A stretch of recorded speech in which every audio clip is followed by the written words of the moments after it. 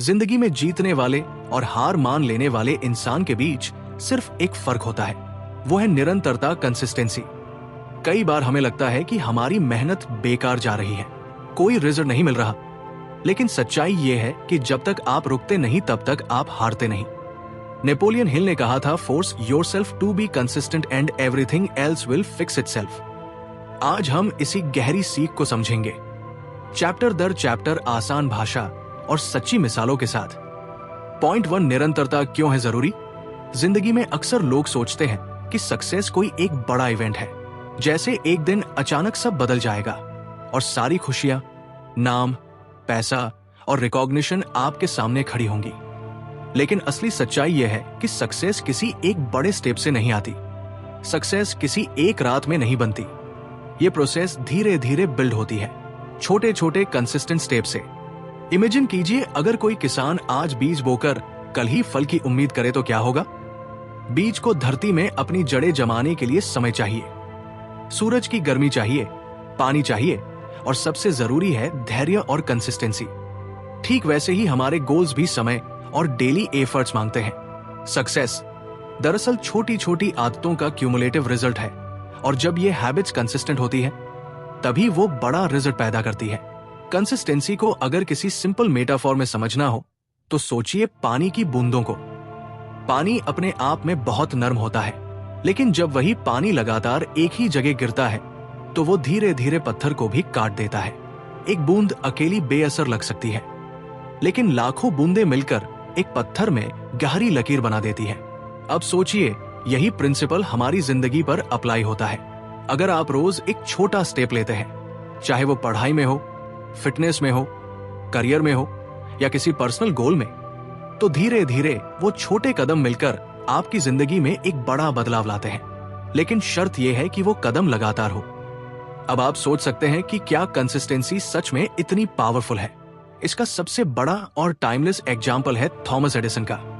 Edison के बारे में सबने सुना है कि उन्होंने बल्ब बनाया, लेकिन बहुत कम लोग ये जानते हैं कि उस बल्ब के पीछे कितनी असफलताएं थी। एडिसन ने सिर्फ 10-20 बार ट्राई नहीं किया था, बल्कि 1000 से भी ज्यादा बार कोशिश की थी। जरा सोचिए, अगर उन्होंने 120 या 220 फेल होने के बाद हार मान ली होती तो क्या होता। आज शायद हम अंधेरे में जी रहे होते, या शायद किसी और को दशकों बाद ये इन्वेंशन करना पड़ता।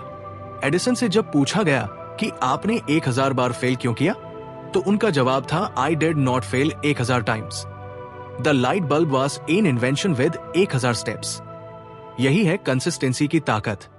एडिसन को पता था कि हर बार की असफलता दरअसल उन्हें सफलता के और करीब ले जा रही है। उन्होंने अपनी कोशिशों को फेलियर्स नहीं माना, बल्कि नेसेसरी स्टेप्स माना, और यही माइंडसेट कंसिस्टेंसी को सस्टेन करता है। अब एक सवाल उठता है, लोग कंसिस्टेंट क्यों नहीं रह पाते? जवाब सिंपल है, क्योंकि हमें इमीडिएट रिजल्ट चाहिए। हम जिम ज्वाइन करते हैं और चाहते हैं कि एक हफ्ते में बॉडी बदल जाए। हम कोई स्किल सीखना शुरू करते हैं और चाहते हैं कि एक महीने में एक्सपर्ट बन जाए। लेकिन जब रिजल्ट स्लो दिखता है तो हम फ्रस्ट्रेट होकर छोड़ देते हैं। यहीं पर ज्यादातर लोग हार मान जाते हैं। लेकिन सच्चाई यह है कि कंसिस्टेंसी हमेशा डिलेड ग्रेटिफिकेशन मांगती है। आपको रिजल्ट धीरे धीरे दिखेगा, पहले महीनों में बहुत सल बदलाव होगा, लेकिन जब वो कंसिस्टेंसी कंपाउंड होने लगेगी तब उसका असर आपकी कल्पना से भी बड़ा होगा। ठीक उसी तरह जैसे बैंक में कंपाउंड इंटरेस्ट काम करता है। पहले सालों में ग्रोथ छोटी लगती है, लेकिन समय के साथ वो एक्सपोनेंशियल हो जाती है। कंसिस्टेंसी का एक और पहलू है ट्रस्ट। जब आप किसी गोल पर लगातार काम करते हैं तो आप खुद के साथ एक ट्रस्ट बिल्ड करते हैं। मान लीजिए आपने तय किया कि आप रोज सुबह 6 बजे उठेंगे और एक्सरसाइज करेंगे। अगर आप ये लगातार करते हैं तो आपके अंदर एक विश्वास पैदा होगा कि हाँ, मैं वो इंसान हूं जो अपनी कमिटमेंट पर टिकता है। लेकिन अगर आप बार बार एक्सक्यूजेस बनाकर छोड़ देंगे तो धीरे धीरे आपका सेल्फ ट्रस्ट टूट जाएगा, और जब सेल्फ ट्रस्ट चला जाता है तो सेल्फ कॉन्फिडेंस भी खो जाता है। इसीलिए कंसिस्टेंसी सिर्फ बाहर की सक्सेस के लिए नहीं है, बल्कि आपके अंदर की इंटीग्रिटी और सेल्फ रिस्पेक्ट के लिए भी उतनी ही जरूरी है। हिस्ट्री हमें बार बार यही दिखाती है कि कंसिस्टेंट लोग ही दुनिया बदलते हैं। एडिसन के अलावा सोचिए महात्मा गांधी के बारे में। उन्होंने भी एक दिन में आजादी नहीं दिलाई थी।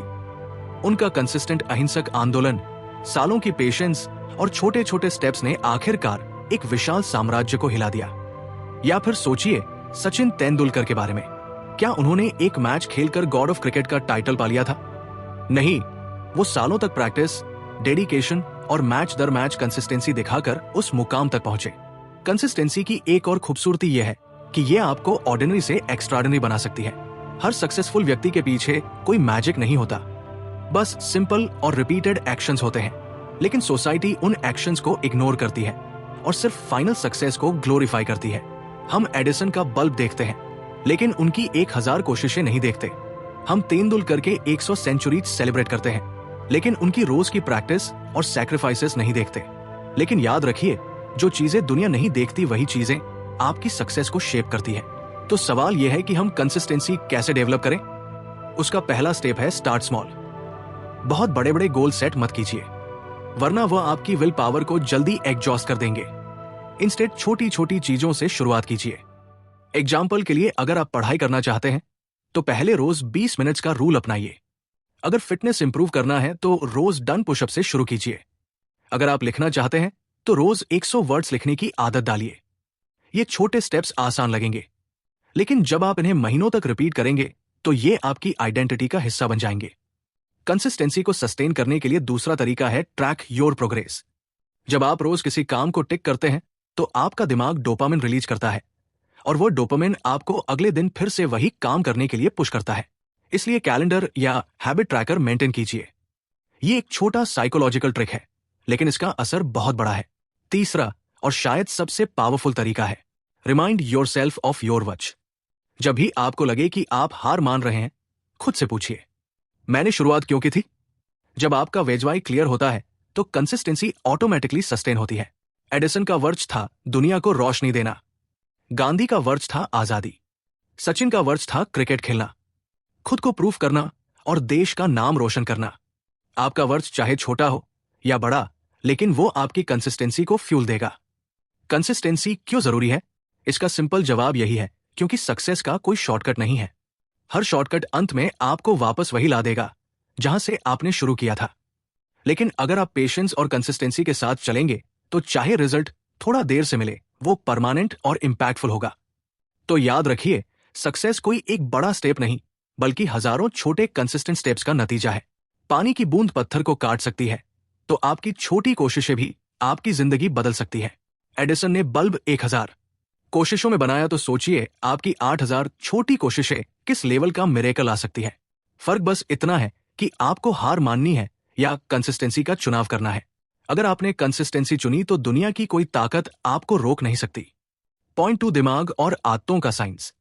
अब आइए समझते हैं कि कंसिस्टेंसी सिर्फ एक आदत नहीं, बल्कि आपके दिमाग यानी ब्रेन का साइंस है।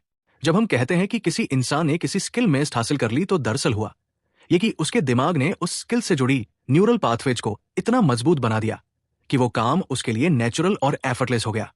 हमारा ब्रेन एक बहुत ही डायनामिक ऑर्गन है। न्यूरोसाइंस की भाषा में इसे कहा जाता है न्यूरोप्लास्टिसिटी, यानी हमारा दिमाग हर दिन बदल रहा है, सीख रहा है और खुद को नए एक्सपीरियंसेस के हिसाब से रिवायर कर रहा है। लेकिन दिमाग किसी चीज को तभी प्रायोरिटी देता है जब उसे बार बार दोहराया जाए। इमेजिन कीजिए कि आपका ब्रेन एक घने जंगल की तरह। शुरू में जब आप कोई नया काम करते हैं, मान लीजिए पहली बार गिटार बजाना शुरू किया, तो ये वैसा ही है जैसे आप उस जंगल में एक नया रास्ता बनाने की कोशिश कर रहे हो। शुरुआत में वह रास्ता बहुत कठिन होगा, घास फूस से भरा हुआ, और आपको चलने में दिक्कत होगी। लेकिन अगर आप हर दिन उसी रास्ते से गुजरते हैं तो धीरे धीरे वो घास दब जाएगी, मिट्टी समतल हो जाएगी और रास्ता साफ और आसान बन जाएगा। यही न्यूरल पाथवे है। कंसिस्टेंसी से आपका ब्रेन उस पाथवे को बार बार रीइंफोर्स करता है और आखिरकार वो काम आपकी मसल मेमोरी का हिस्सा बन जाता है। इसीलिए कहा जाता है कि प्रैक्टिस मेक्स परमानेंट। बहुत से लोग गलत कहते हैं कि प्रैक्टिस मेक्स परफेक्ट। असल में परफेक्शन की गारंटी कोई नहीं दे सकता, लेकिन कंसिस्टेंसी ये जरूर गारंटी करती है कि आपका दिमाग उस स्किल को परमानेंट बना देगा। अब सोचिए जिम जाने वाले एक बिगिनर का एग्जाम्पल। पहले दिन जब कोई इंसान जिम जाता है तो हर मशीन, हर डंबेल उसे भारी लगता है, बॉडी सोर हो जाती है, सांस फूलती है और माइंड बार बार कहता है ये मेरे बस की बात नहीं है। लेकिन जब वही इंसान रोज कंसिस्टेंसी से जिम जाता है तो 30 डेज बाद वही वर्कआउट जो पहले टॉर्चर लगता था अब नॉर्मल लगने लगता है। क्यों? क्योंकि सिर्फ मसल स्ट्रांग नहीं होते, बल्कि ब्रेन भी स्ट्रांग होता है। ब्रेन उन मूवमेंट से जुड़ी न्यूरल पाथवेज को एफिशिएंट बना देता है। अब सिग्नल्स जल्दी ट्रैवल करते हैं, बॉडी और माइंड का कोऑर्डिनेशन स्मूथ हो जाता है। यही कारण है कि शुरुआती स्ट्रगल धीरे धीरे वैनिश हो जाती है। ये प्रिंसिपल सिर्फ जिम या फिजिकल एक्सरसाइज तक सीमित नहीं है। लाइफ के हर क्षेत्र में यही होता है। मान लीजिए आप पब्लिक स्पीकिंग से डरते हैं। पहली बार स्टेज पर चढ़ेंगे तो हैंड्स स्वेटी होंगे, आवाज कांपेगी, माइंड ब्लैंक हो जाएगा। लेकिन अगर आप 10, 20, 30 बार स्टेज पर चढ़ते हैं तो ब्रेन उस अनुभव को नॉर्मल बना देगा। अब नर्वसनेस की जगह कॉन्फिडेंस आ जाएगा। ब्रेन को बार बार सिग्नल मिलेगा कि यह सिचुएशन डेंजरस नहीं है, बल्कि सेफ है। और जैसे जैसे न्यूरल पाथवे स्ट्रंगर होंगे, वैसे वैसे पब्लिक स्पीकिंग आपकी नेचुरल स्किल बन जाएगी। दिमाग की ये एबिलिटी इतनी पावरफुल है कि ये आपकी जिंदगी की दिशा बदल सकती है। आप चाहे जिस भी फील्ड में हो, स्टडी, बिजनेस, स्पोर्ट्स, आर्ट्स, अगर आप कंसिस्टेंसी से प्रैक्टिस करते हैं तो आपका ब्रेन आपके लिए शॉर्टकट्स बनाना शुरू कर देता है। पहले जो काम आपको 2 घंटे लगता था, अब वो 20 मिनट में होगा। पहले जो कैलकुलेशन मुश्किल लगती थी, अब वो इंस्टिंक्टिव हो जाएगी। पहले जो लैंग्वेज बोलना ऑकवर्ड था, अब वो आपके टंग पर फ्लुएंट हो जाएगी। कंसिस्टेंसी का एक और साइंस है डोपामिन लूप्स। जब आप कोई काम बार बार करते हैं और उसमें प्रोग्रेस देखते हैं तो ब्रेन डोपामिन रिलीज करता है। डोपामिन एक फील गुड केमिकल है जो आपको उस काम को फिर से करने के लिए मोटिवेट करता है। इसलिए कहा जाता है कि habits are not build by motivation but by repetition.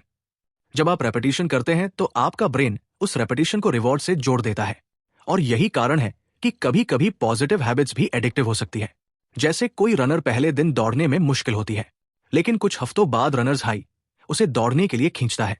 लेकिन ब्रेन का एक ट्रिकी हिस्सा भी है, वही न्यूरोप्लास्टिसिटी, जो पॉजिटिव हैबिट्स को मजबूत करती है, वही नेगेटिव हैबिट्स को भी रीइंफोर्स करती है।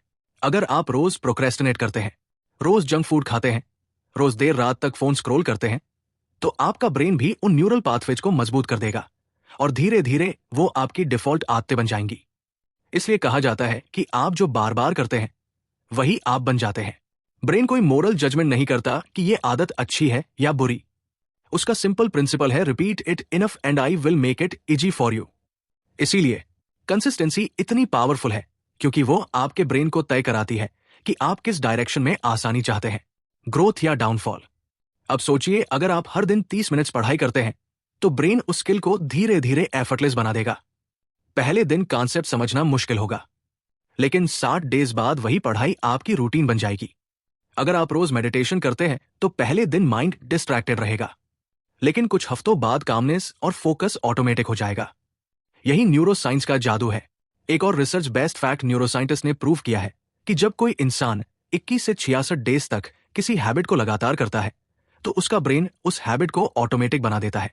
यानी आपको अब विल पावर की जरूरत नहीं पड़ेगी, क्योंकि आपका ब्रेन खुद उस हैबिट को ट्रिगर करेगा।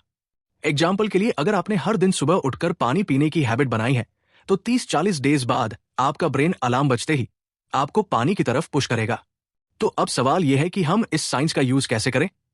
पहला rule, choose your habits consciously, क्योंकि जो हैबिट आप चुनेंगे कंसिस्टेंसी उसे आपकी आइडेंटिटी बना देगी।